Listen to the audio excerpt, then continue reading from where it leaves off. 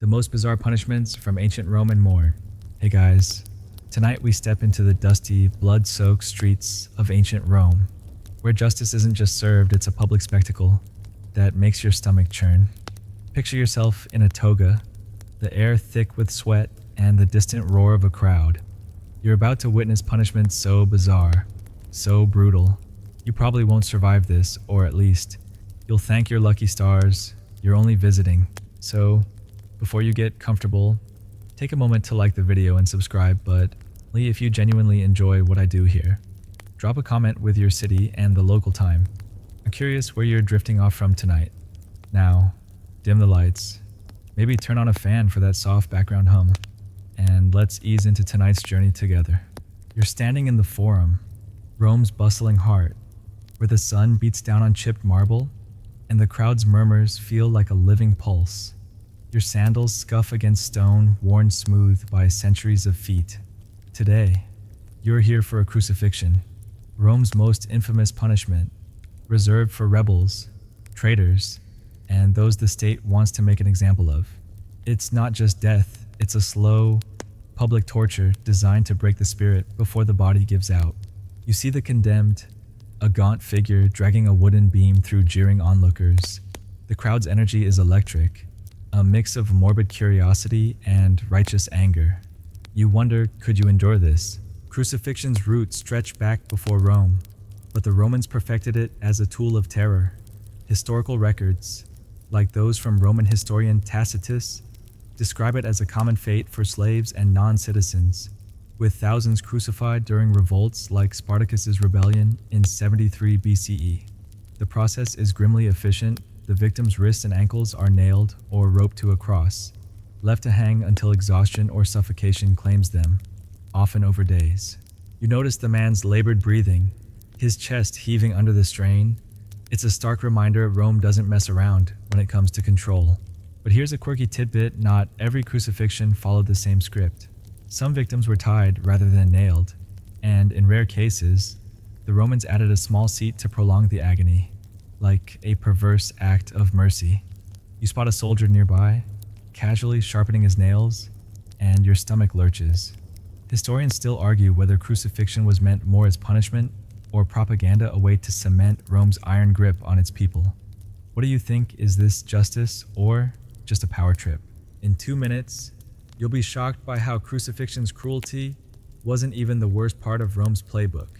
For now, you're caught in the crowd's sway, unable to look away as the cross is raised.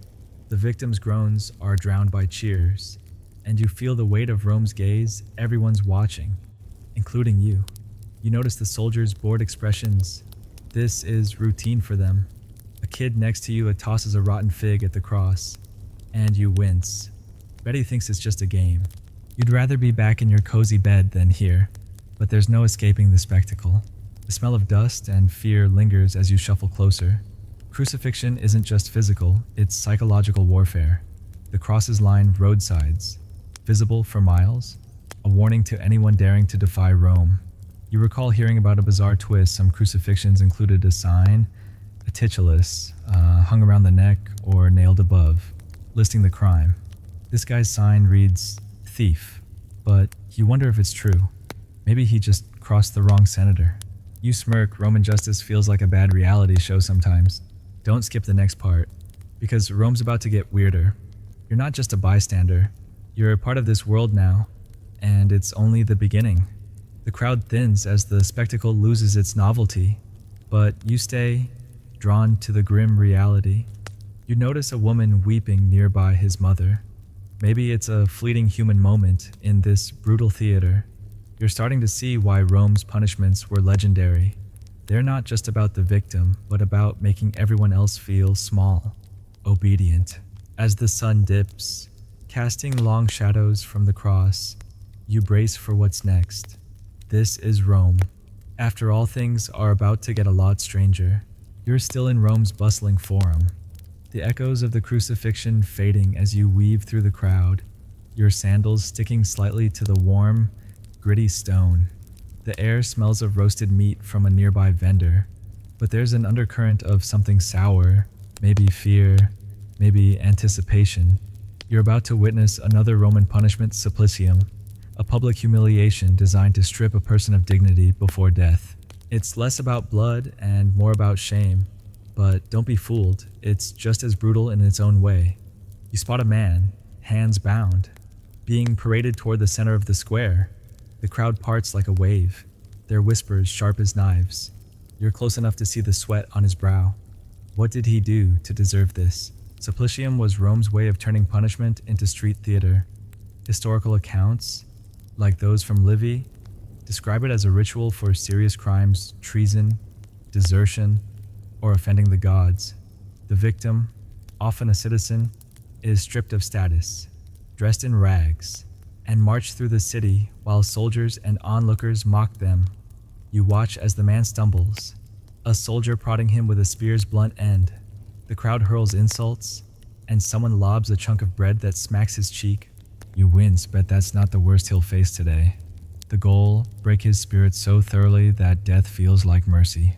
Here's a quirky twist sometimes. The condemned were forced to wear a wolf's pelt, symbolizing their beastly betrayal of Rome. You notice a tattered hide draped over this guy's shoulders, and it's crawling with fleas. Gross. Right. Historians still argue whether supplicium was more about cleansing society or just satisfying the mob's thirst for drama. You're leaning toward the latter as you see a kid giggling at the man's clumsy steps. This feels like a twisted festival, and you're stuck in the front row. In 3 minutes, you'll be shocked by how Rome turned shame into a weapon. For now, you follow the procession, your heart thudding.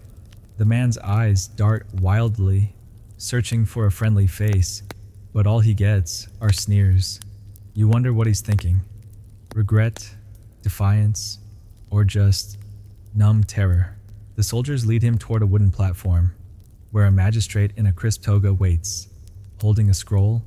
The crowd hushes as the charges are read. Betrayal of the Senate. You raise an eyebrow, sounds like he picked the wrong political team. In Rome, loyalty is everything, and disloyalty is a one-way ticket to this nightmare. The magistrate's voice booms, listing the man's crimes, real or trumped up. You notice the crowd's mood shift, some nod approvingly. Others just want the show to escalate. A woman nearby mutters about justice, but you're not so sure. This feels personal, like someone powerful wanted this guy erased. You smirk. Roman politics make your high school drama look like a tea party? The man is forced to kneel, and a soldier slaps a wooden placard around his neck, listing his shame for all to see. You squint to read it. Traitor. The word feels heavy, like it's branding him forever. Don't miss the next part, because it gets even crueler. You're starting to see the pattern. Rome doesn't just punish, it performs. The man's parade continues, looping through the forum's edges, where merchants pause their haggling to jeer. You spot a fruit seller tossing a rotten apple, and it splatters on the man's chest. The crowd roars, and you feel a pang of guilt for being here, watching, but you can't look away. The humiliation is relentless every step. Every insult chips away at who he was. You wonder if he'll even make it to the execution part. Some supplicium victims didn't. The shame alone could crush them. As the procession nears the city's gates, you notice the man's shoulders slump, his fight draining away. The wolf pelt slips, revealing welts from a whip. Guess the soldiers got a head start. You recall that crucifixion you saw earlier. This feels different, less bloody, but just as final. The crowd thins as the spectacle drags on, but you keep pace, drawn to the grim rhythm of it all. By the time he reaches the execution ground, he's barely human to the onlookers, just a symbol of what happens when you cross Rome. You take a deep breath, the air now tinged with the dust and despair. Whatever's next, you're not sure you're ready. You're outside Rome's city walls now. The forums clamor a distant hum as you stand on a dusty hill overlooking the Colosseum's looming arches. The air carries a faint metallic tang, and your sandals crunch on gravel-stained dark from who knows what. You're here for damnatio ad bestias, Rome's wildest punishment, literally. You see a chained prisoner, eyes wide with terror, being herded toward the arena's gate. The crowd's roar swells, hungry for blood, and you feel a shiver despite the midday heat. This isn't just execution, It's a spectacle where humans face beasts, and the odds aren't in their favor. You wonder, could you outrun a lion?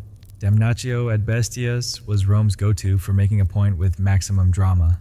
Historical records, like those from Suetonius, confirm it was used for criminals, Christians, and anyone labeled an enemy of the state, especially during the empire's peak.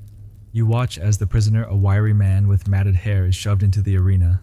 The gate slams shut, and a trapdoor creaks open, releasing a snarling leopard. The crowd erupts, and you grip your toga, heart racing.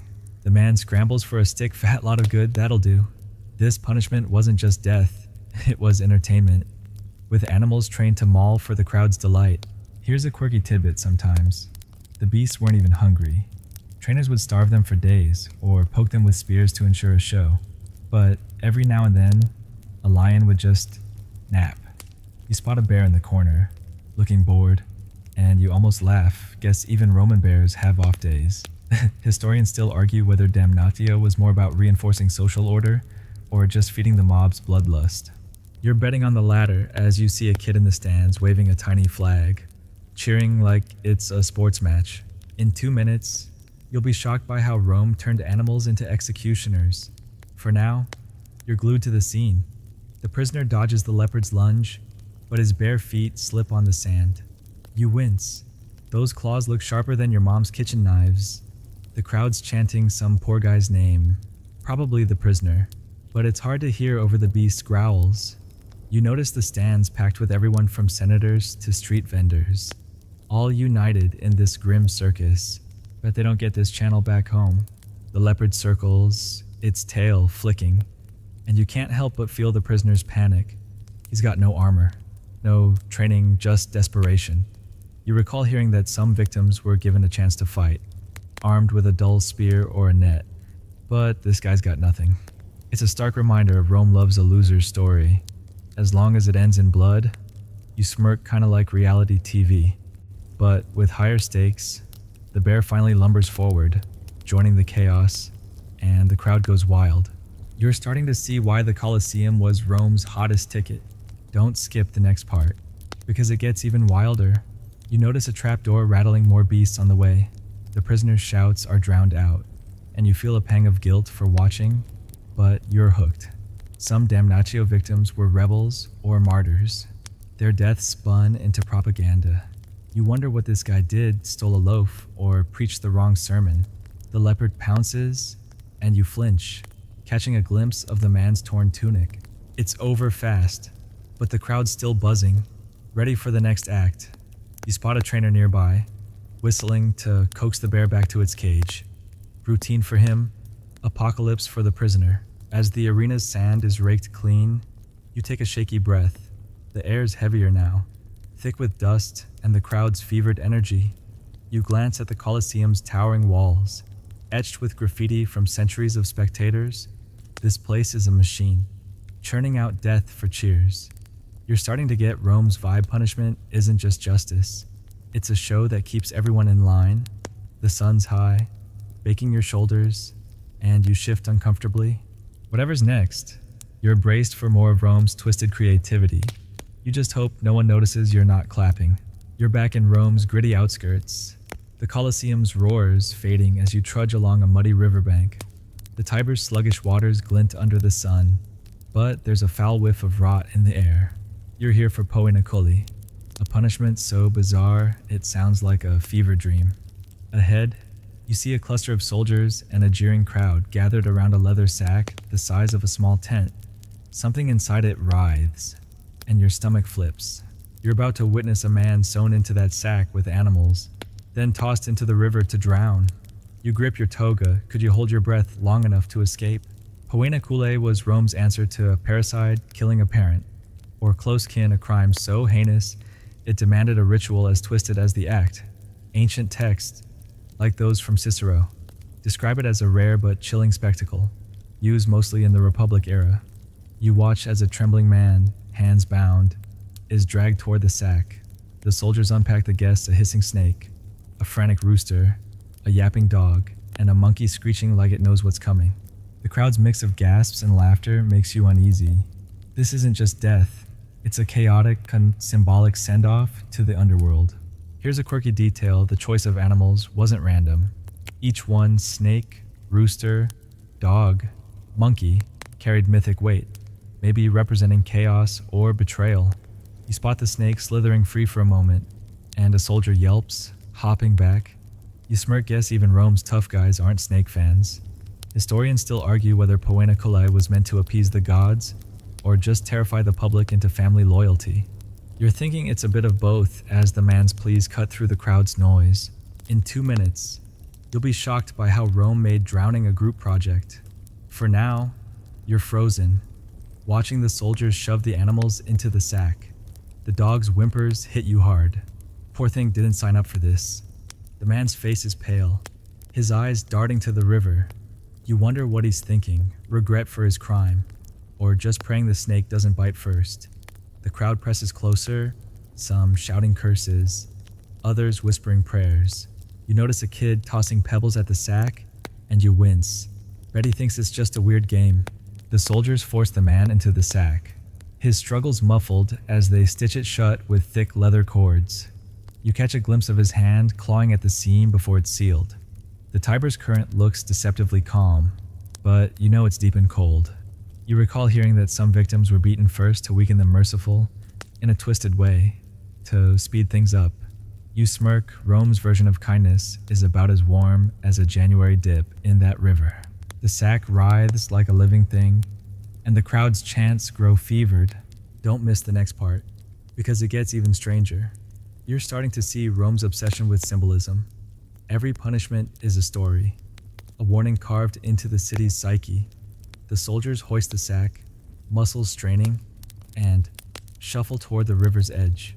You spot a priest nearby, muttering incantations, his face grim. This feels like a sacrifice, not just justice. The crowd's energy is electric, but you feel a pang of dread. What kind of society dreams this up? You wonder if the man's crime was even proven. Roman courts weren't exactly fair. The sack hits the water with a heavy splash, and the crowd cheers as it sinks, bubbles trailing to the surface. You stare at the ripples, the air now thick with damp and silence. The crowd disperses, some laughing, others shaking their heads. You notice a woman lingering, tears streaking her face, maybe his sister. It's a fleeting human moment in this bizarre ritual.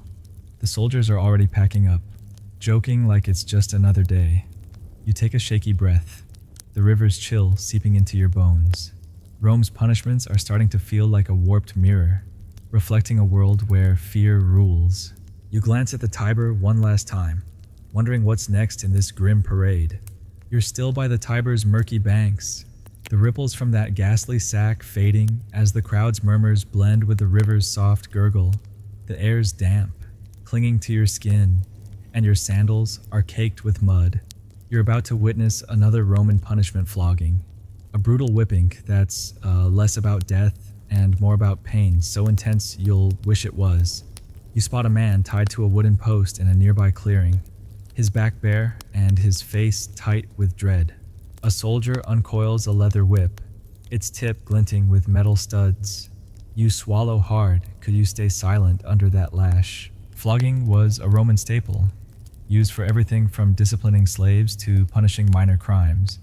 Historical records, like those from Roman jurist Ulpian, describe it as a public spectacle, often a prelude to worse fates like crucifixion. You watch the soldier pace, testing the whip with a sharp crack that makes you flinch. The man's tied tight, ropes biting into his wrists, and the crowd's gathering, their faces a mix of pity and morbid curiosity. You notice the ground beneath the post is stained dark. Guess this spot's seen plenty of action.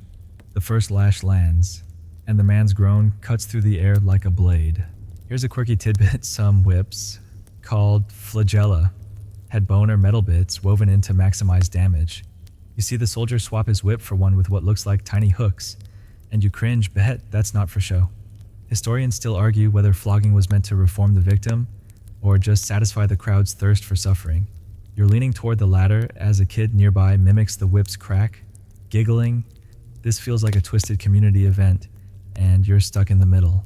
In 3 minutes, You'll be shocked by how Rome turned pain into public art. For now, you are rooted to the spot, the whip's rhythm almost hypnotic. Each strike tears skin, and you can't help but count 5, 6, 7. The man's back is a mess, and you wonder how he's still conscious. You recall hearing that some floggings were capped at 40 lashes to avoid death, but this guy's not looking lucky. The crowd's quiet now, some turning away, others staring like it's a lesson they need to learn. You smirk, kind of like watching a car crash, Roman style. The soldier pauses, wiping sweat from his brow, and you catch the man's ragged breathing. His eyes are glassy, but he's still fighting to stay upright. You wonder what he did. Stole a senator's wine, talked back to a centurion in Rome. The whip doesn't care about details. You notice a woman in the crowd clutching a rag, maybe hoping to clean his wounds later. It's a small act of defiance in this brutal theater. You're starting to see the pattern. Rome's punishments are as much about the audience as the victim. A reminder to stay in line. Don't skip the next part, because it gets even grimmer. The soldier switches to a heavier whip, and you brace yourself. You spot a magistrate nearby, scribbling on a wax tablet, probably tallying lashes or crimes. The crowd's energy shifts, some shouting for mercy, others egging the soldier on. You feel a pang of guilt for watching, but you're hooked, drawn to the raw reality. Some floggings were for soldiers, a discipline called castigatio, meant to toughen them up. You wonder if this guy's a deserter, his shame carved into his flesh for all to see. The whip cracks again, and you flinch, the sound echoing in your chest. As the flogging drags on, you notice the man's strength fading, his knees buckling against the post. The soldier's arm doesn't falter, though guess he's had practice. You recall that crucifixion you saw back in the forum. This feels like its cruel cousin, stretching out the pain. The crowd's thinning now, bored or maybe just sickened. You stay, though, caught in the grim rhythm. The air's thick with dust, the coppery scent of blood, and you shift uncomfortably. Rome's justice is starting to feel like a machine, grinding down anyone who steps out of line. You glance at the man one last time, his head slumped, and brace for what's next. You've left the Tiber's grim banks behind, now trudging through Rome's dusty outskirts, where the city's sprawl gives way to scrubby hills and the faint bleat of goats. The air's dry, stinging your throat, and your sandals kick up clouds of dirt. You're here to experience exile, Rome's punishment that's less about blood and more about erasure. You see a lone figure ahead, a man in a tattered cloak, shuffling toward nowhere with a sack slung over his shoulder. His face is hollow, like he's already half gone. You feel a chill. Could you survive being cut off from everything you know? Exile, or exilium, was Rome's way of banishing troublemakers without dirtying their hands. Historical accounts, like those from Seneca, who endured it himself, describe it as a fate for political rivals, disgraced elites, or anyone who irked the wrong emperor. You catch up to the man, keeping your distance. His eyes scan the horizon, but there's no hope in them, just resignation. Exile meant losing citizenship, property, and identity, often with a one-way ticket to a barren island like Pandataria. You notice his cloak's embroidered edge, a hint he was once someone important. Now, he's just a ghost Rome wants to forget. Here's a quirky twist: some exiles were allowed to keep their wealth, but good luck spending it on a rock in the middle of the sea. You spot a tarnished ring on the man's finger, and you smirk, but it's worth more than his future. Historians still argue whether exile was a merciful alternative to death, or a slower kind of execution. You're thinking it's the latter as you see the man stumble, his shoulders slumped under the weight of nothing. The road's empty, but you feel Rome's eyes everywhere, making sure he keeps walking. In 2 minutes, you'll be shocked by how Rome turned isolation into a weapon. For now, you follow, the silence heavy. The man's steps are slow, like he's dragging the whole city behind him. You wonder what he did. Plotted against the emperor, wrote a snarky poem in Rome. Words could be as deadly as swords. You recall that crucifixion back in the forum. This feels quieter, but just as final. The man pauses, glancing back at the city's distant walls, and you catch a flicker of longing. Bet he'd trade this loneliness for a quick whip sting. You notice a cart rumbling by, its driver spitting in the man's direction. Exile wasn't just banishment, it was social death. Friends, family, even slaves were forbidden to help. Under pain of their own punishment, you wince. Imagine your whole life hitting the delete button. You smirk, kinda like being unfollowed by everyone. Forever. The man kneels to drink from a muddy stream, and you feel a pang. He's not just surviving, he's learning how to disappear. You spot a faded tattoo on his arm, maybe a legion mark. Was he a soldier once? Now he's nothing. And Rome's fine with that. Don't miss the next part, because it gets even lonelier. You're starting to see Rome's genius exile didn't just punish the person, it warned everyone else to play nice. The man rises, wiping his mouth, and trudges on. You notice a scroll peeking from his sack, maybe a letter he'll never send. Some exiles, like Ovid, wrote poetry to cope, their words outlasting Rome's cruelty. You wonder if this guy's got a story worth telling, but no one's listening. The hills stretch endlessly, and you feel the weight of his solitude. Betty dreams of Rome's noisy streets, even the jeering crowds. As you keep pace, the sun dips, casting long shadows. The man's silhouette looks smaller, like he's dissolving into the landscape. You recall that Poena Cooley by the river. Exile feels like its opposite, no spectacle, just silence. The air's cooling, and you pull your toga tighter. You notice a lone olive tree, its branches gnarled like accusing fingers. Rome's punishments are starting to feel like a twisted game, each one stripping away something different: life, dignity, now belonging. You glance at the man, still walking, and wonder where he'll end up. Nowhere good, that's for sure. You brace for what's next. Rome's bag of tricks far from empty. You're back in Rome's crowded streets, the air thick with the scent of baked bread and unwashed bodies. As you weave through a throng in the Forum, your sandals slap against polished stone, and you dodge a merchant hawking dubious-looking figs. You're here to witness infamia, a punishment that's not about physical pain, but a social gut punch that leaves you a walking outcast. You spot a woman ahead, her head shaved and her once fine tunic torn. As passersby sneer and whisper, her eyes are downcast, but you sense defiance in her stiff posture. You wonder, could you endure being shunned by everyone you know? Infamia was Rome's way of branding someone as morally bankrupt, stripping them of legal and social standing. Historical texts, like those from Juris Gaius, describe it as a penalty for crimes like fraud, perjury, or scandalous behavior, especially for women caught in affairs. You watch the woman shuffle past a temple where a priest turns his back, pointedly ignoring her. Infamia wasn't just a label. It banned you from courts, voting, or even respectable company. You notice her hands tremble as she adjusts a tattered shawl. Guess she's learning how to be invisible. The crowd's whispers feel like a swarm of bees, and you're caught in the sting. Here's a quirky tidbit: some infamia victims were forced to wear special clothes, like a bright sash, to advertise their shame. You spot a faded red strip on her tunic, and you smirk, but it's not her favorite accessory. Historians still argue whether infamia was meant to reform or just destroy, a way to keep Rome's moral code tight. You're thinking it's more about control as you see a kid toss a pebble at her, giggling like it's a game. This is public shaming, Roman style, and you're in the thick of it. In 2 minutes, you'll be shocked by how Rome made disgrace a life sentence.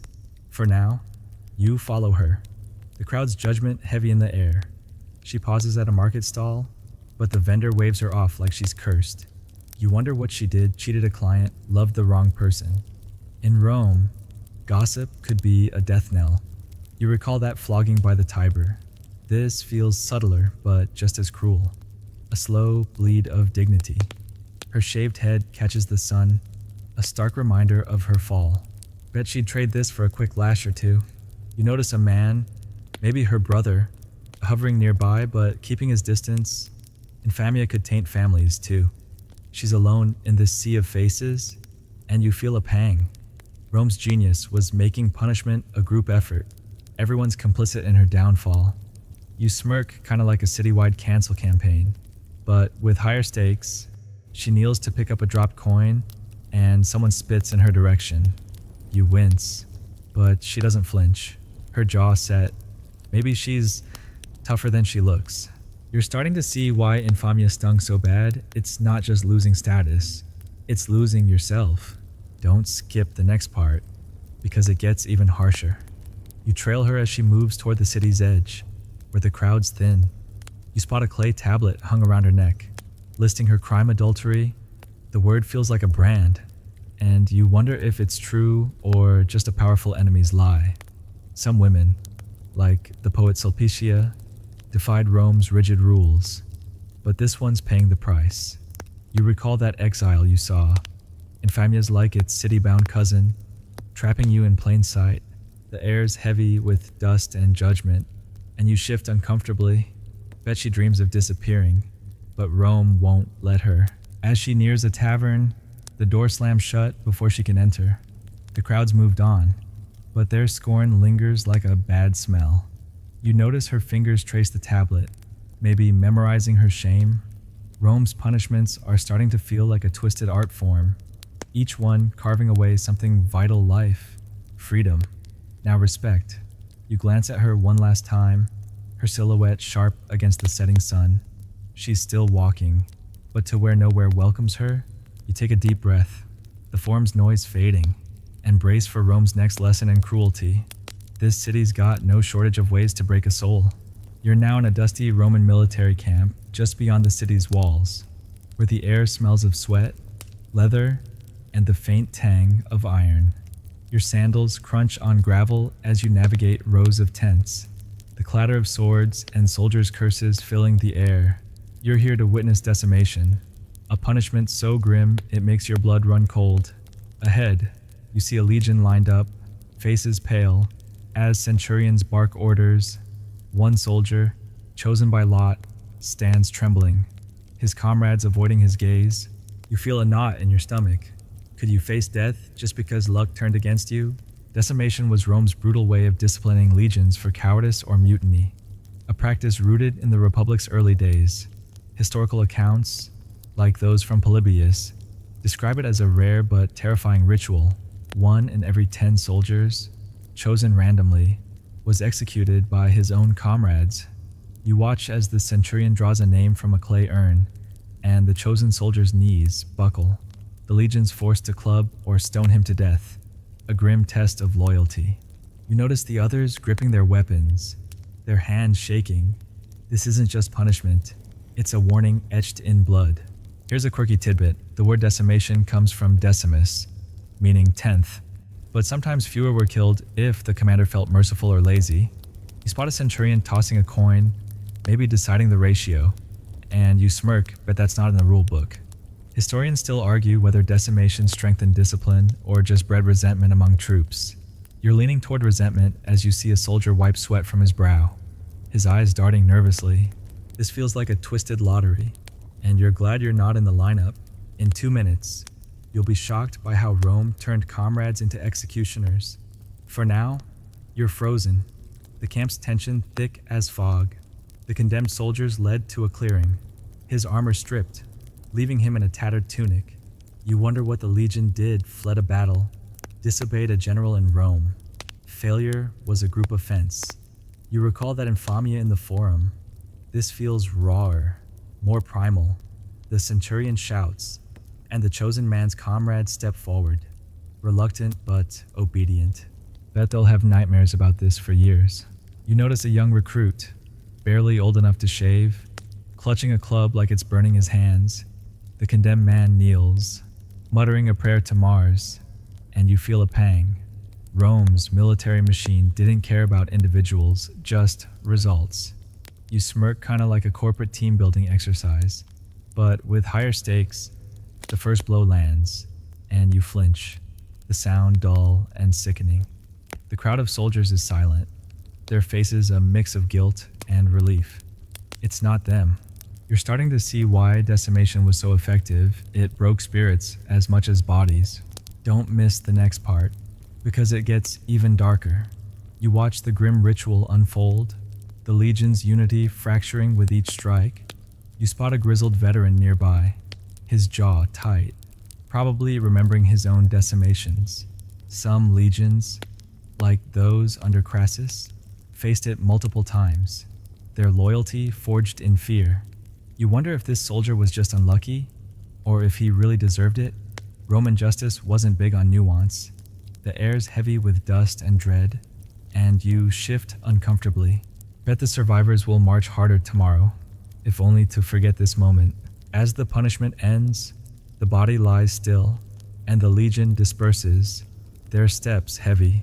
You notice a centurion kicking dirt over the blood, like erasing a mistake. The camp's quiet now, save for the distant clang of a blacksmith. You recall that flogging by the Tiber. Decimation feels like its military cousin, trading whips for clubs, but keeping the same message: obey or pay. Rome's punishments are starting to feel like a grim symphony, each one hitting a different note of fear. You glance at the urn, still holding names, and wonder who's next. The sun's dipping, casting long shadows, and you brace for Rome's next twisted act. You're back in Rome's sweltering outskirts, standing in a dusty clearing where the air reeks of charred wood and something far worse. Your sandals stick to the parched ground, and the sun beats down like a hammer. You're here for a punishment so bizarre it feels like a nightmare being sewn into animal skins and burned alive. Ahead, you see a man bound to a stake, soldiers wrapping him in fresh, bloody hides, cow, maybe goat. The crowd's restless, their murmurs laced with unease. You catch a whiff of pitch, and your heart sinks. Could you stay calm with flames licking closer? This punishment, though rare, was reserved for heinous crimes like sacrilege or treason, often tied to religious rituals. Historical texts, like those from Pliny the Elder, mention it as a way to purify the community by offering the guilty to the gods. You watch the soldiers slather the hides with pitch, ensuring the fire catches fast. The man's eyes are wild, darting between the crowd and the unlit pyre at his feet. You notice his hands clench, nails digging into his palms. This isn't just death, it's a spectacle meant to cleanse Rome's soul, one scream at a time. Here's a quirky detail: the animal skins weren't random cows symbolized purity, so using their hides was like wrapping the crime in a cosmic apology. You spot a soldier struggling with a slippery hide, cursing as it flops, and you smirk, but the gods aren't impressed with that fumble. Historians still argue whether this was more about divine justice or just a crowd pleaser to keep the masses in line. You're thinking it's a bit of both, as you see a kid in the crowd waving a stick like a tiny torch, mimicking the soldiers. This feels like a twisted festival, and you're caught in the heat. In 2 minutes, you'll be shocked by how Rome turned fire into a sacred execution. For now, you're rooted, the air growing thicker with anticipation. The man's muffled cries leak through the hides as soldiers tie them tight, leaving just his face exposed. You wonder what he did stole from a temple. Cursed a priest in Rome. Offending the gods was a fast track to this. You recall that decimation in the camp. This feels more theatrical, like a play with a fiery finale. Bet the crowd's already picking their favorite moment to gossip about later. You notice a priest nearby, sprinkling herbs on the pyre, his face solemn. The hides glisten with pitch, and you can't help but imagine the heat, the suffocating weight. Rome loved its symbolism: fire for purification, skins for sacrifice. You smirk, kinda like a barbecue for Jupiter, but with worse vibes. The crowd's chanting now, some praying, others jeering.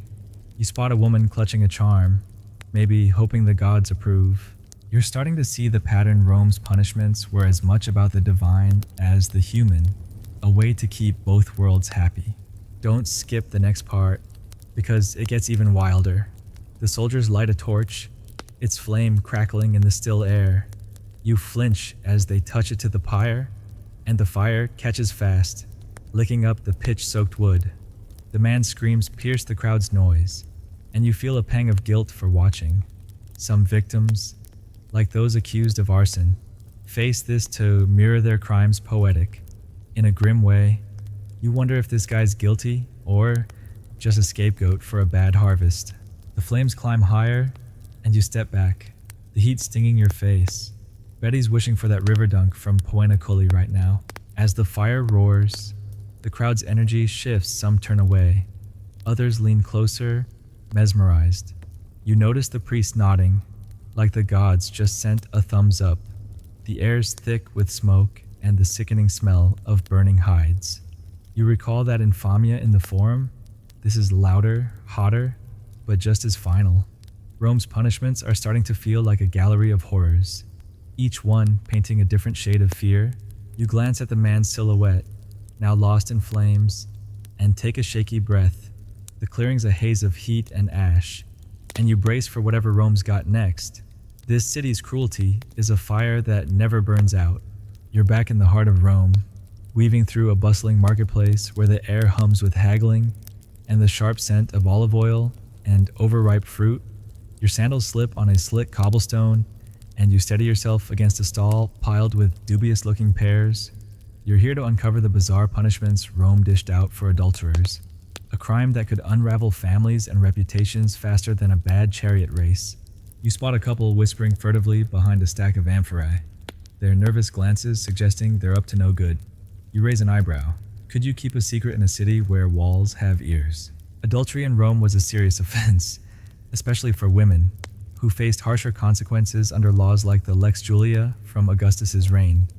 Historical records, like those from Suetonius, detail creative penalties designed to shame and deter. You notice a woman being paraded through the market, her hair cropped unevenly and her tunic marked with chalk, a public badge of her crime. The crowd jeers, tossing vegetable scraps, and you wince as a cabbage leaf smacks her cheek. Unlike men, who might pay a fine, women could lose property, status, or worse.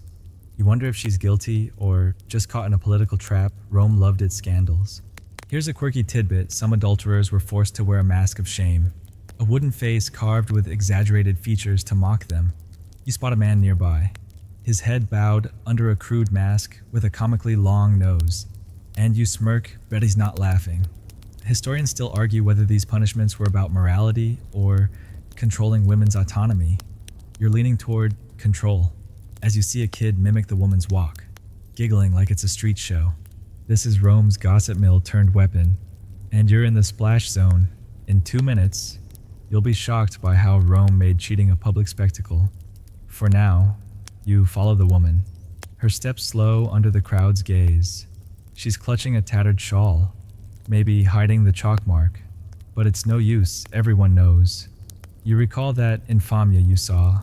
This feels like its spicier cousin, with a dash of theater. Adultery laws targeted women to protect family lineage, but men, they often skated free. You smirk kinda like a Roman double standard, but with more yelling. The woman stumbles, and a vendor spits in her path. Bet she's dreaming of Exile's quiet hills right now. You notice a magistrate nearby, reading charges from a scrolled betrayal of her husband's honor. The crowd laps it up, some shouting insults, others nodding like it's justice. You wonder if the husband's here, gloating, or if he's off with his own side piece. Rome's hypocrisy could fill a whole amphitheater. The woman's led toward a platform where a crier announces her punishment: banishment to a slum district. No dowry, no respect. You wince social death with a side of poverty. Some adulterers faced bizarre fines, like donating land to a temple. You're starting to see the pattern. Rome's punishments loved a good show, especially when it kept the patriarchy happy. Don't miss the next part, because it gets even weirder. You trail the woman as the crowd thins, her figure shrinking under the weight of shame. You spot a clay tablet around her neck, etched with adultera. It's like infamia's scarlet letter, but heavier.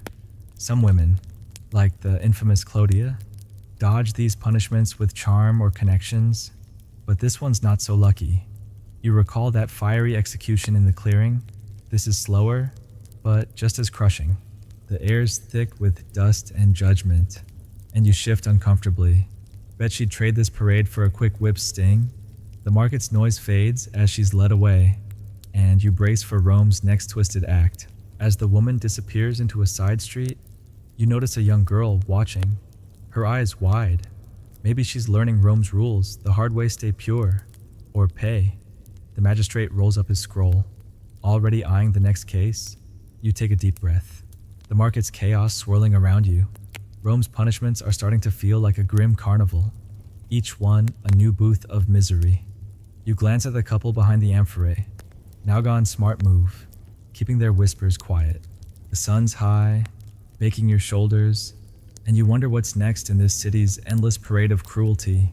Whatever it is, it'll be a doozy. You're standing before the Temple of Vesta in Rome's Forum, where the air carries the faint scent of sacred incense and burning olive wood.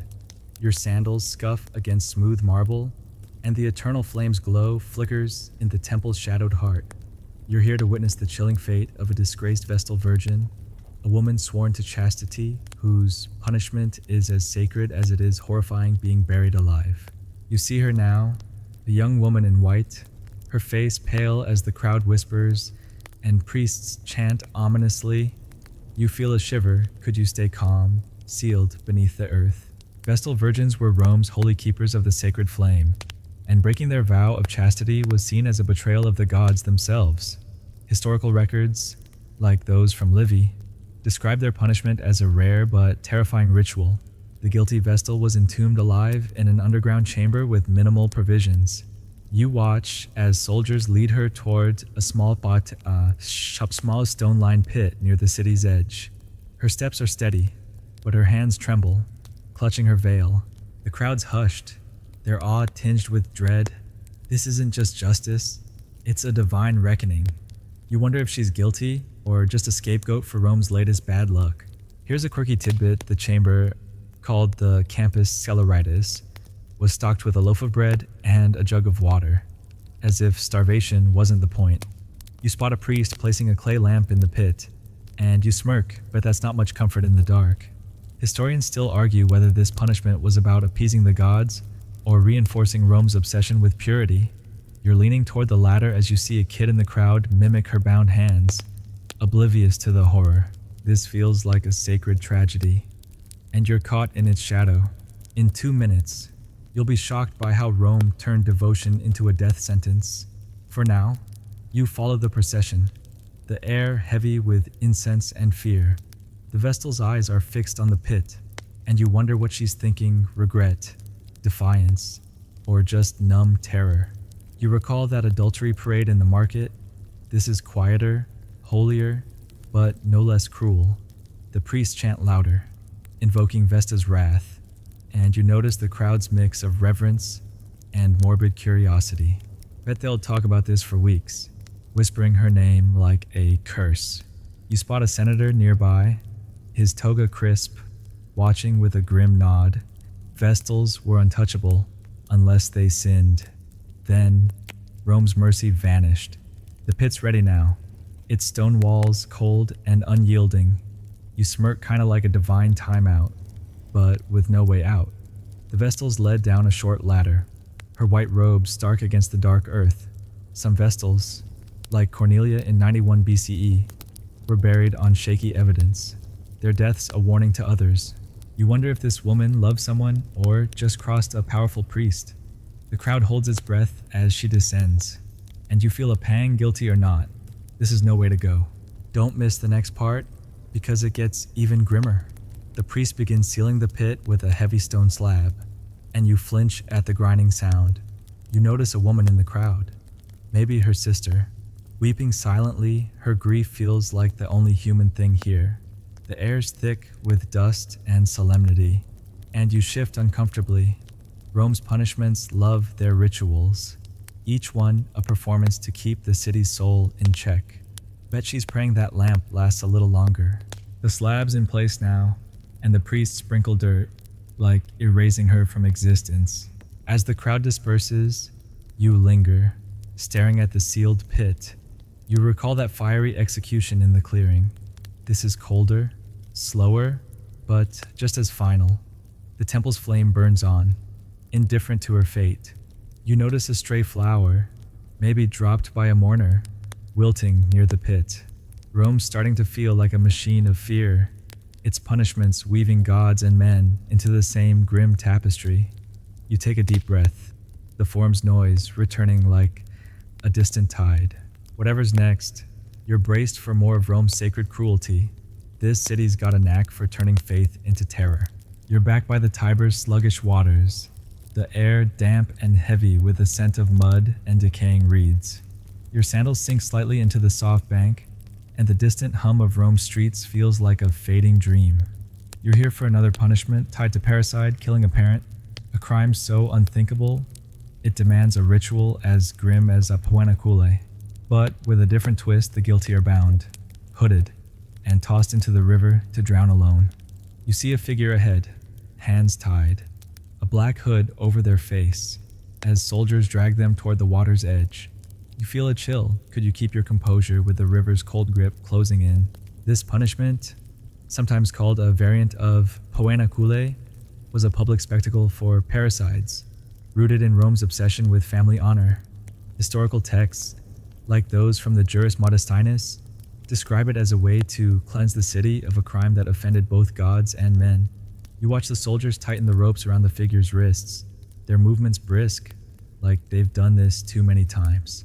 The hood muffles their voice, but you catch a faint whimper as they're pushed closer to the Tiber. The crowd's smaller than at other punishments, their faces' grim parricide hits a nerve, even in Rome's hardened heart.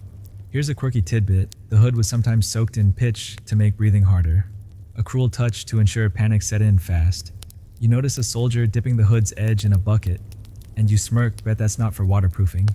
Historians still argue whether this ritual was more about deterrence or symbolic purification, washing away the stain of betrayal.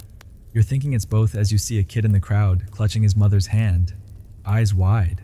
This feels like a warning to every son and daughter in Rome, and you're caught in its somber tide. In 2 minutes, you'll be shocked by how Rome made water a tool of vengeance. For now, you're glued to the scene, the Tiber's current glinting like a hungry beast. The figure's knees buckle, but the soldiers hoist them up, their boots splashing in the shallows. You wonder what they did, killed a father over money, a mother in a rage in Rome. Family was sacred, and breaking that bond was a one-way ticket to this. You recall that sack of animals from Poena Cule. This is simpler, but no less brutal.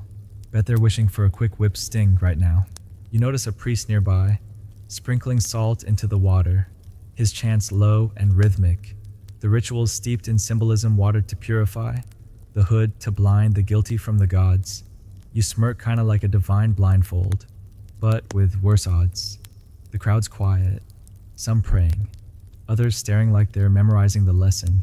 You spot a woman wiping her eyes, maybe a relative torn between shame and grief. Rome's punishments always pull the audience in, making them part of the justice. You're starting to see why fear sticks better when everyone's complicit. Don't skip the next part, because it gets even darker. The soldiers lift the figure, their ropes taut, and swing them toward the deeper current. You flinch as they let go, the splash loud in the stillness. The hood bobs once, twice, then vanishes, dragged under by the Tiber's weight. Some parricides were beaten first to weaken them, ensuring the river won. You wonder if this one was guilty or not. They're gone now. The crowd murmurs, some crossing their arms, others turning away. Bet they'll hug their parents a little tighter tonight. As the ripples fade, you linger, the air cooler now, heavy with the river's breath. You notice a stray sandal left on the bank, its leather worn maybe the last trace of whoever they were. You recall that vestal's burial. This feels like its watery twin, trading earth for current but keeping the same dread. Rome's punishments are starting to feel like a grim playlist, each one a new spin on fear. The soldiers are already packing up, joking about their next shift. You take a shaky breath, the Tiber's surface smooth again, and brace for what's next. Rome's cruelty never runs dry. You're now in a shadowed corner of Rome's Subura, the city's grimy underbelly, where narrow alleys reek of stale wine and desperation. Your sandals stick to the damp cobblestones, and the air's thick with the hum of flies and muttered curses. You're here to witness the brutal punishments reserved for enslaved people, whose lives hung on their master's whims. Ahead, You see a man chained to a wall, his back scarred, as a hulking overseer brandishes a knotted rope. The crowd's sparse, mostly locals with hard eyes, and you feel a knot in your gut. Could you endure a life where pain is just another day's work? Enslaved people in Rome faced punishments that were swift, cruel, and often arbitrary, designed to enforce obedience and deter rebellion. Historical records, like those from Apuleius, describe a range of penalties: whippings, branding, or worse for infractions as minor as breaking a dish. You watch the overseer land a blow, the ropes crack echoing off the walls. The man grunts, his chains rattling, but he doesn't cry out. You notice fresh burns on his arm, maybe a hot iron's mark for a past mistake. This isn't just discipline, it's a message to every enslaved person in Rome: step out of line, and you'll pay. Here's a quirky tidbit: some masters use talking tools. Collars inscribed with taunts like, "I fled. Catch me." You spot a metal band around the man's neck, etched with words you can't read, and you smirk, but it's not a love note. Historians still argue whether these punishments were about control or sheer sadism. You're leaning toward sadism as you see a kid toss a pebble at the man, mimicking the overseer's sneer. This alley's a theater of cruelty, and you're an unwilling spectator, caught in its grim rhythm. In 2 minutes, you'll be shocked by how Rome turned humans into property. For now, you're rooted. The rope's steady cracks, marking time. The man's eyes are dull, like he's learned to retreat inside himself. You wonder what he did: spilled wine, looked at his master wrong in Rome. Enslaved people weren't just workers, they were scapegoats for every bad mood. You recall that parricides drowning by the Tiber? This feels messier, more personal. Bet he'd trade this for a quick dip in the river, hood and all. You notice a woman nearby, also in chains, scrubbing the alley's stones. She's watching, her hands trembling. Maybe she's next. Rome's enslaved faced punishments like the furca, a wooden yoke that forced them to carry their shame, or crucifixion for serious crimes. You smirk, kinda like a corporate write-up, but with actual scars. The overseer pauses, wiping sweat, and barks at the man to stand straighter. You're starting to see the system pain wasn't just punishment, it was Rome's way of keeping the enslaved invisible, even in plain sight. Don't miss the next part, because it gets even harsher. The overseer switches to a whip studded with bone, and you flinch, remembering that flogging by the Tiber. You spot a merchant passing by, barely glancing at the scene like it's just another day in the Subura. Some enslaved people, like those in Spartacus's revolt, faced mass executions to crush hope. You wonder if this man dreams of rebellion or just survival. The whip lands again, and you catch a faint whimper, quickly stifled. The air is heavy with dust and despair, and you shift uncomfortably. Betty's counting the seconds until it's over. As the punishment drags on, the man's strength fades, his knees sagging against the chains. You notice a faint tattoo on his wrist, maybe a mark of his enslavement, a brand that'll outlast this beating. The crowd's thinning, bored, or maybe just numb. You stay, though, drawn to the raw injustice. Rome's punishments are starting to feel like a grim machine, grinding down anyone who doesn't fit its mold. You recall that Vestal's burial. This is louder, bloodier, but just as dehumanizing. The overseer finally stops, spitting on the ground, and you take a shaky breath. The alley's quiet now, save for the man's ragged breathing, and you brace for Rome's next lesson in cruelty. You're now in a dimly lit corner of Rome, far from the forum's grandeur, where the air feels stale and the stone walls are slick with damp. Your sandals echo in a narrow corridor leading to a sealed chamber, its iron door rusted but unyielding.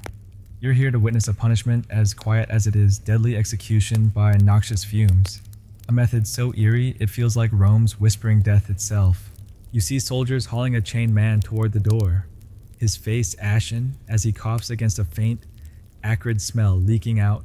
You clutch your toga. Could you hold your breath long enough to outlast the poison? This rare punishment was used for crimes like sorcery or high treason, where Rome wanted death without spectacle.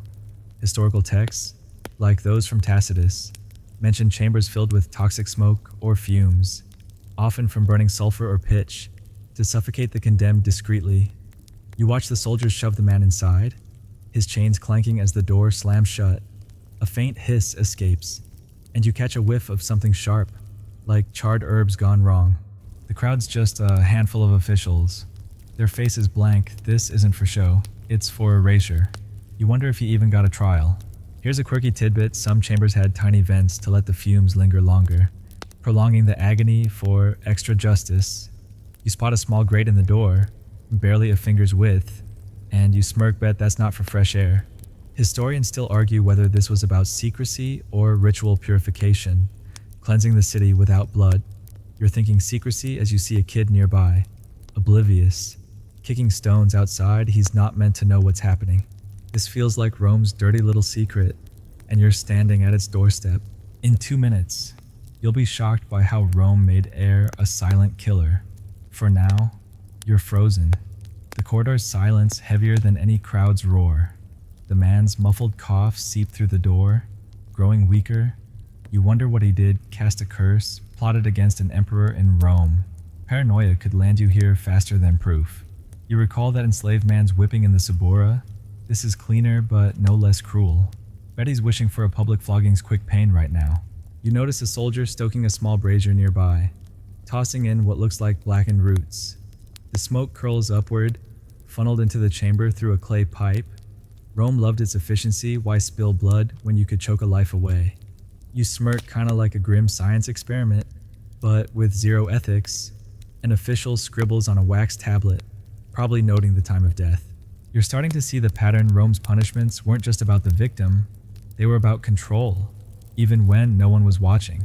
Don't miss the next part, because it gets even stranger. The coughs stop, and you feel a pang too soon, too quiet.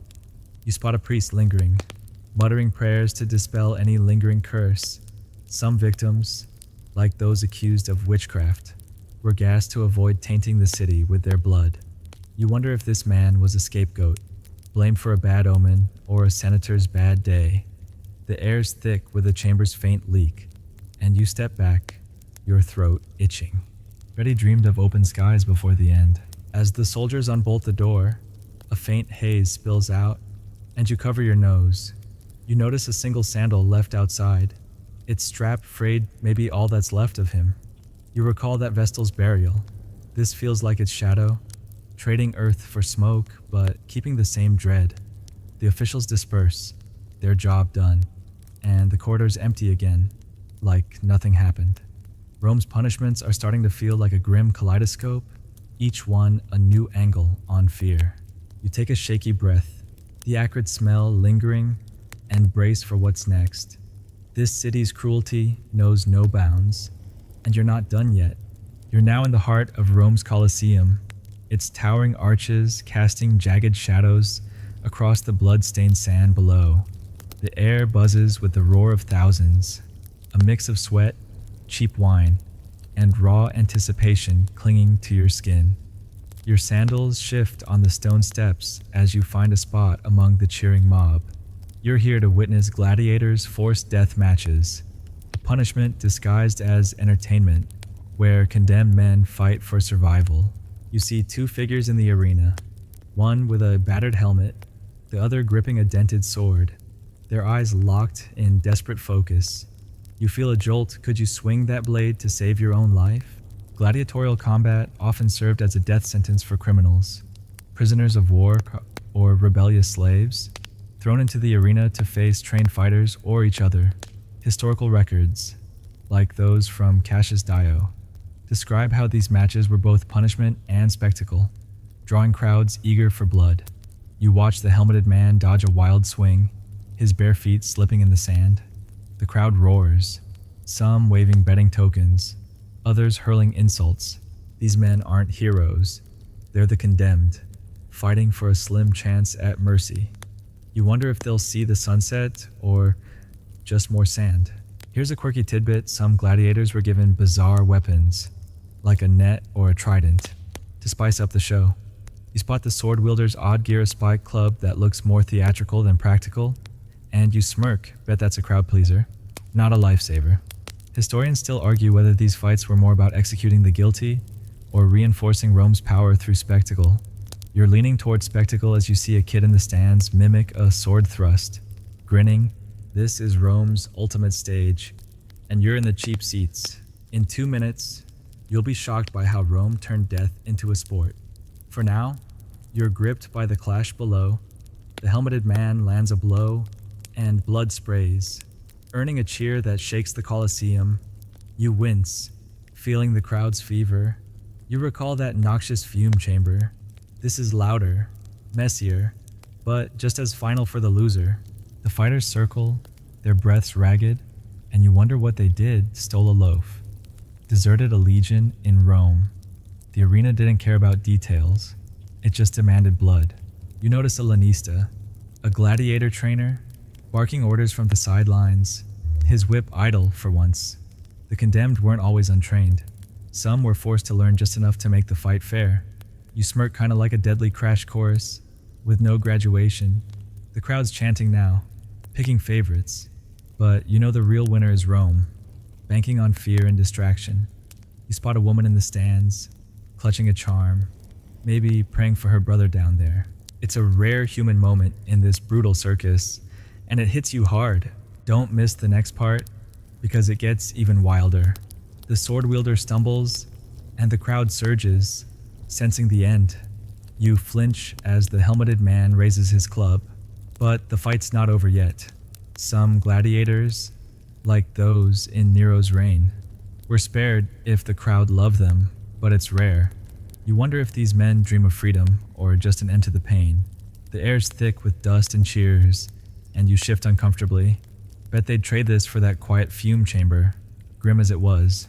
As the fight drags on, you notice the sands churned into a muddy red, littered with broken weapons. The crowd's relentless, some tossing bread crusts to mock the fighters. You recall that enslaved man's whipping in the Subura. This is public, glorified, but no less dehumanizing.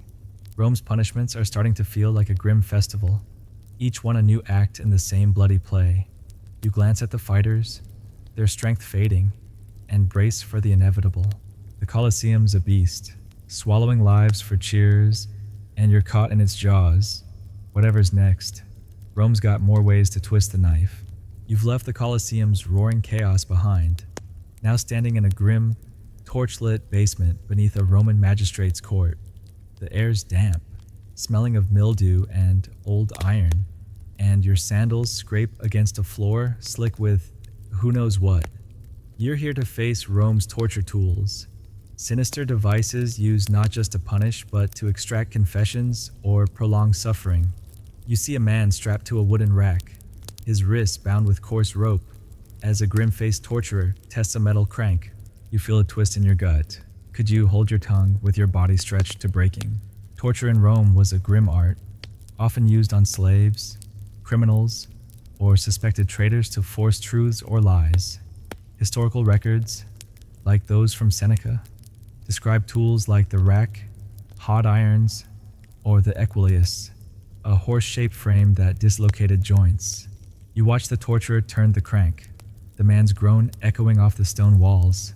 His face contorts, sweat mixing with dirt, and you notice fresh welts across his chest, probably from a whip's warm-up. This isn't just pain, it's a science, designed to break the mind as much as the body. You wonder what he's hiding, or if he's just unlucky. Here's a quirky tidbit: some torturers used a fiddle, a wooden clamp to crush fingers, named for the squeaky sounds it made. You spot a small, violin-shaped device on a table. Its wood stained dark, and you smirk, but it plays a lousy tune.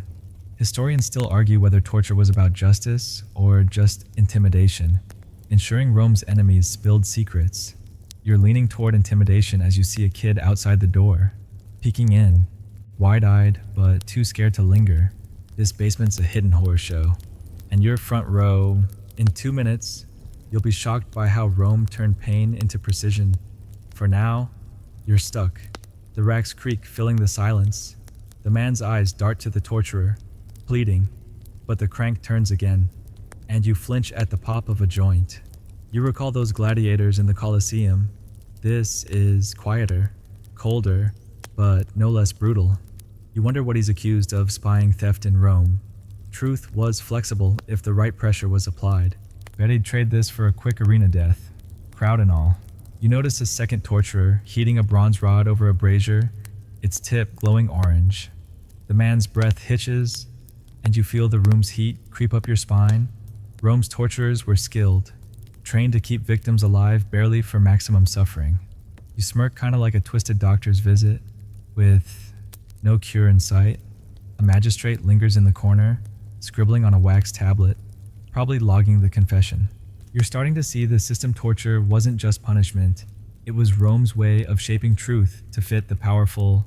Don't miss the next part, because it gets even creepier.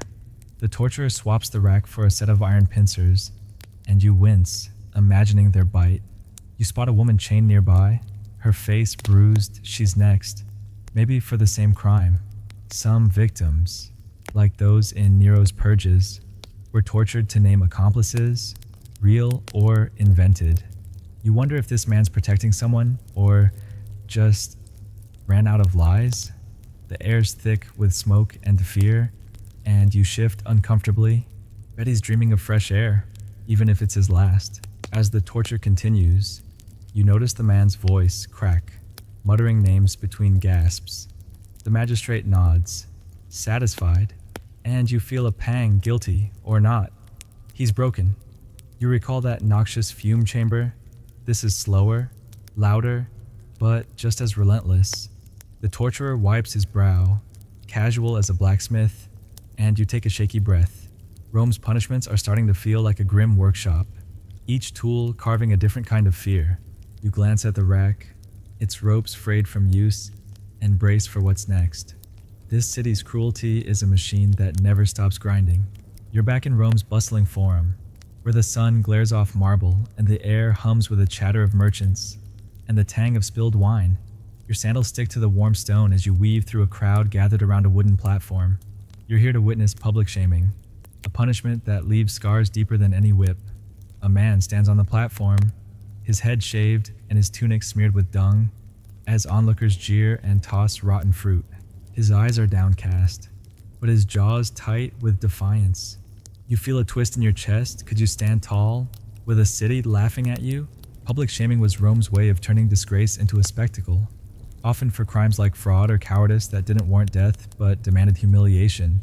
Historical records, like those from Valerius Maximus, describe how victims were paraded, mocked, or marked to ensure their shame lingered. You watch a soldier prod the man with a stick, forcing him to turn so everyone sees his smeared tunic. The crowd's laughter stings, and you notice a woman in the back, her face pale, maybe his wife, stuck in the fallout. This isn't just punishment, it's a social execution, and you're in the thick of it. Here's a quirky tidbit: some victims were forced to wear bells, jingling with every step to announce their disgrace. You spot a small bronze bell tied to the man's wrist, chiming faintly, and you smirk, bet it's the worst music he's ever heard. Historians still argue whether shaming was meant to reform or just destroy, reinforcing Rome's rigid hierarchy. You're leaning toward destruction as you see a kid mimic the man's slump, giggling like it's a game. This forms a stage, and you're watching a tragedy unfold. In 2 minutes, you'll be shocked by how Rome made shame a lifelong brand. For now, you're glued to the scene. The crowd's taunts a relentless drumbeat. The man's shoulders sag as a tomato splatters on his chest, and you wince, feeling the sting secondhand. You recall that torture chamber's grim tools. This is louder, messier, but no less cruel. You wonder what he did. Cheated a client, ran from battle in Rome. Reputation was everything, and losing it was a slow death. Bet he'd trade this for a quick rack stretch. You notice a crier nearby, shouting the man's crimes. Deceiver of honest men. The crowd laps it up, some spitting, others nodding like they're judge and jury. Rome's shaming was a group effort, making everyone complicit in the victim's fall. You smirk, kind of like a citywide roast, but with no comeback allowed. The man's bell jingles as he shifts, and you catch a glimpse of a crude tattoo on his arm, maybe a permanent mark of his shame. You're starting to see the genius Rome didn't just punish. It rewrote your story for all to read. Don't miss the next part, because it gets even harsher. The soldier hands the man a sign to hold, scrawled with liar in bold charcoal. You flinch as the crowd's jeers spike, a fresh wave of insults crashing over him. Some victims, like those in Cicero's time, faced shaming before exile, their disgrace a warm-up for banishment. You wonder if this man's headed for that lonely road you saw earlier. The air's thick with dust and scorn, and you shift uncomfortably. Bet he's dreaming of disappearing, but Rome's eyes are everywhere. As the shaming drags on, you notice the man's defiance crack, his head bowing under the weight of laughter. You spot a merchant nearby, selling figs to the crowd business as usual, even in this cruelty. You recall that adulterers parade in the market. This is its public twin, trading chalk for dung, but keeping the same sting. Rome's punishments are starting to feel like a grim art gallery, each one a new portrait of fear. You glance at the man, his bells still chiming faintly, and take a shaky breath. The form's noise swells, and you brace for what's next. This city's got a knack for turning pain into performance. You're now in a crowded Roman street, not far from the Forum, where the air smells of baked clay and the faint sourness of unwashed tunics. Your sandals scuff against uneven stones as you navigate a throng gathered around a small courtyard. You're here to discover how Rome disciplined its youngest offenders, children caught in petty crimes or defiance, with punishments that feel both strange and unsettlingly familiar. You see a boy, maybe 10, standing with his hands bound, a stern magistrate looming over him while a crowd murmurs. His eyes dart nervously, but there's a stubborn set to his jaw. You feel a pang. Could you face justice so young? In Rome, children weren't spared punishment, though their penalties were often lighter than adults, a nod to their age but not their innocence. Historical texts, like those from Quintilian, describe how kids face public reprimands, whippings, or confinement for theft, truancy, or disrespecting elders. You watch the magistrate brandish a thin reed switch, its tip worn from use, and the boy flinches as it swishes through the air. The crowds mix, some nod approvingly. Others whisper pity. This isn't just discipline, it's a lesson for every kid watching, and you're caught in its tense spotlight. Here's a quirky tidbit. Some child punishments included shame hats, oversized caps painted with bright colors to mark them as troublemakers. You spot a garish red cap on the boy's head, slipping over his ears, and you smirk, bet he'd rather take the switch than wear that. Historians still argue whether these penalties aim to teach or just control Rome's rowdy youth. You're leaning toward control as you see a younger kid in the crowd, wide-eyed, clutching his mother's hand. This courtyard's a classroom of fear, and you're in the front row. In 2 minutes, you'll be shocked by how Rome turned kids into cautionary tales. For now, you're glued to the scene, the magistrate's voice booming as he lists the boy's crimes. Stealing bread from a vendor. You wince as the switch lands, a sharp crack on the boy's knuckles, and he bites his lip to keep quiet. You recall that public shaming in the Forum. This feels smaller, sharper, but no less public. You wonder if the boy's hungry or just bold Rome didn't care why kids broke rules, only that they paid. Betty's wishing he'd stuck to marbles today. You notice a woman nearby, maybe his mother, her face tight with shame and helplessness. Rome's system roped families into the punishment, their honor stained by a child's mistake. You smirk, kind of like a parent-teacher conference, but with higher stakes. The magistrate pauses, letting the crowd's murmurs sink in, and you catch the boy's quick glance at his mother. Some kids faced house arrest in cramped storerooms, but this one's getting the public treatment.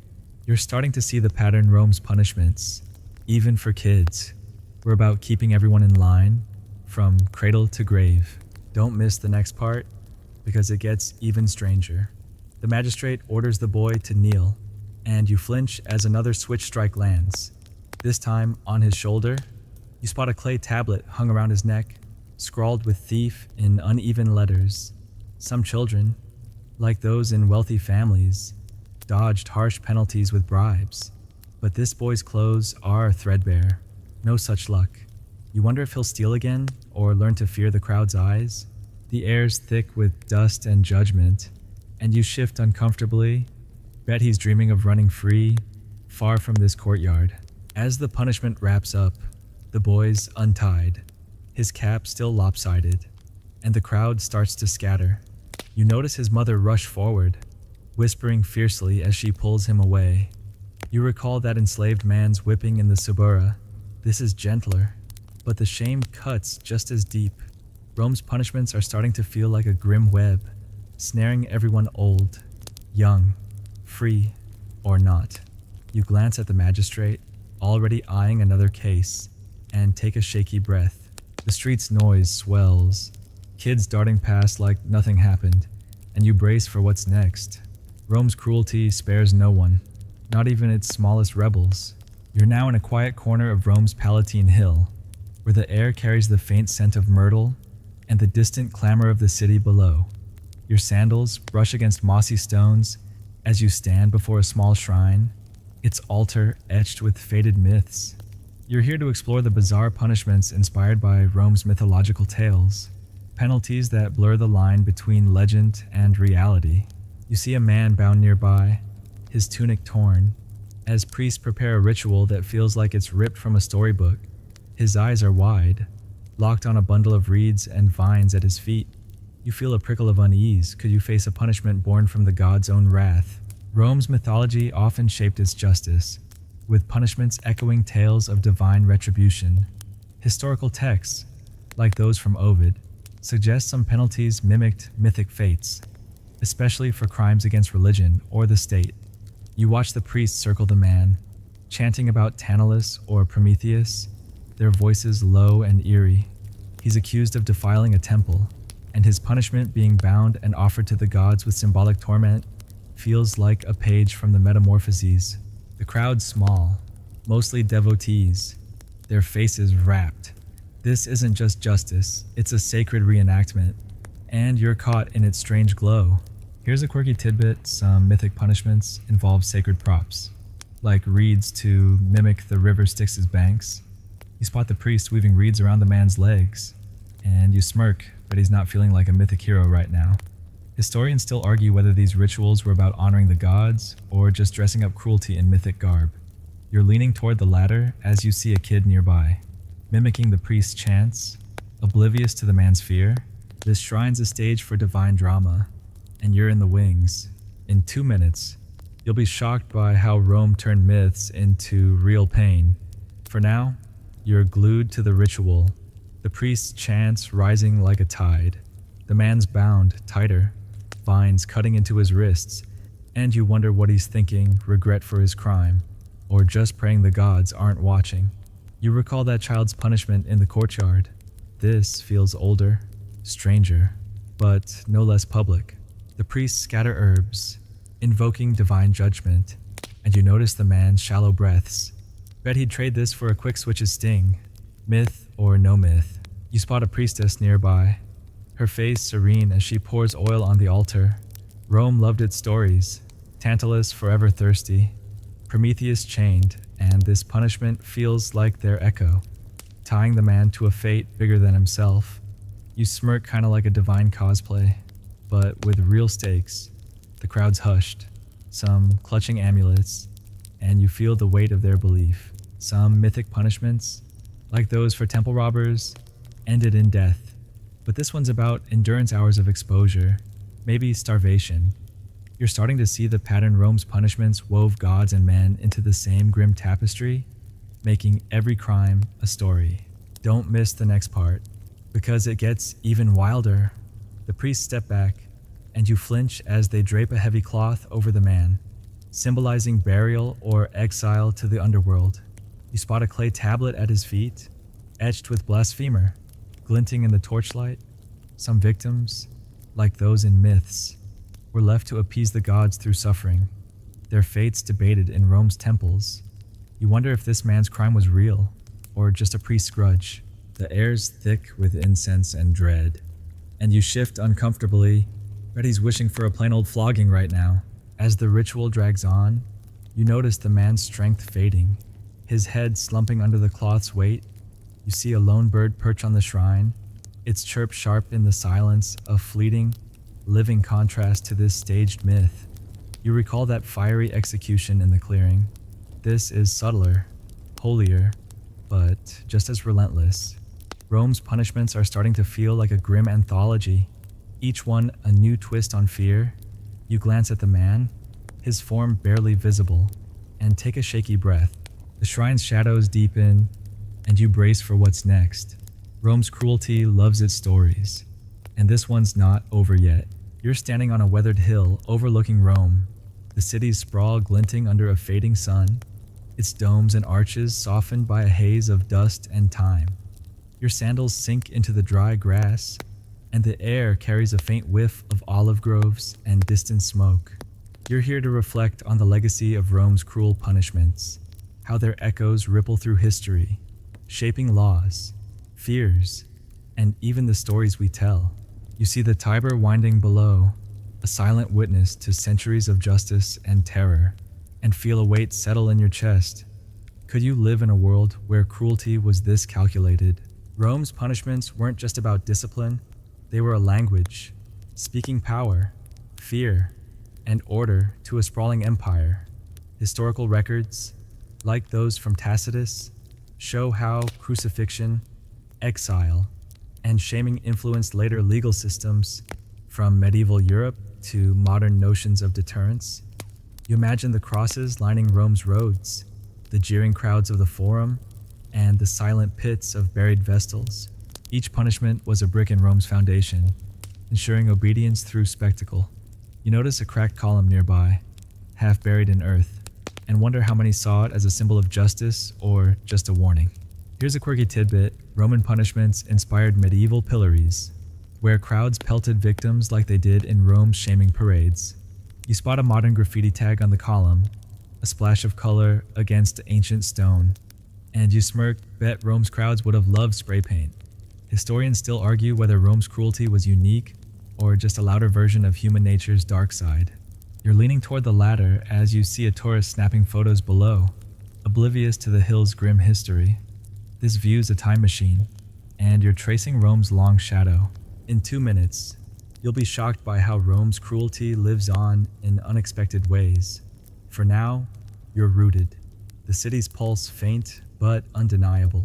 You recall that mythic ritual by the shrine, its vines and chants. It feels like a distant cousin to the crosses and whips you've seen. Rome's legacy isn't just marble and aqueducts, it's the idea that punishment can be theater, a story to keep people in line. You wonder if we've really moved past that, or if our own systems just wear a different toga. Bet those ancient crowds would feel right at home in some modern debates. You notice a breeze stirring, carrying the faint sound of bells from a nearby church. Rome's punishments shaped early Christian martyrdom, turning suffering into a symbol of faith ironic, given how many Christians faced damnatio ad bestias. You smirk, kinda like Rome accidentally writing its own sequel. The hill's quiet, save for the rustle of leaves, and you feel the weight of centuries. Some punishments, like exile, echo in today's social ostracism. Others, like crucifixion, linger in cultural memory. You're starting to see Rome not as a relic, but a mirror, reflecting what we choose to punish and why. Don't miss the next part, because it ties everything together. You glance at the Tiber, its waters carrying secrets from Poenaculi to parricide drownings. You spot a lone hawk circling above, free in a way no Roman victim ever was. Some scholars say Rome's harshness birthed modern justice. Others call it a cautionary tale of power unchecked. You wonder which it is, or if it's both. The air's cooling, the sun dipping low, and you feel a strange calm. Rome's punishments are gone, but their lessons linger, etched in laws, stories, and the human need to judge. As the light fades, you take a final look at the city, its rooftops glowing like embers. You recall every punishment you've seen: crucifixion's agony, infamia's sting, the Colosseum's blood. They're threads in a tapestry, woven with fear and control, still visible if you squint. You notice a worn path down the hill, trodden by countless feet, and wonder how many carried stories of Rome's justice. The legacy isn't just history, it's a question: what do we build with our own punishments? You breathe deeply, the night creeping in, and let the city's hum fade. Already winded down. You're back in your own space now, the hum of Rome's streets softening into a gentle whisper, like a fan spinning lazily in the dark. The hill, the Tiber, the weight of all those punishments, they're slipping away, fading into the night like a dream you'll half remember. You sink deeper into your pillow, the world quiet except for your steady breaths. Those ancient cruelties, so vivid and sharp, belong to a distant time. Not here, not now. You're safe, wrapped in the present, where the only sound is the soft creak of your bed or a breeze brushing the window. Let the images drift, crucifixions, arenas, sealed chambers, let them dissolve into shadows, no heavier than dust. You've walked Rome's grim paths, felt its lessons, but they can't touch you here. Your eyelids grow heavy, the air cool and kind. Picture a starlit sky over that hill, the same one that watched Rome rise and fall, now watching over you. It's timeless, gentle, a reminder that stories end and rest begins. You're not judged, not bound, just you, easing into sleep's embrace. Let the world blur, soft and warm, as you drift further, further, until there's nothing but peace. Sleep well, traveler. Rome's tales will wait, but for now, there's only this moment, this quiet, this calm, sweet dreams.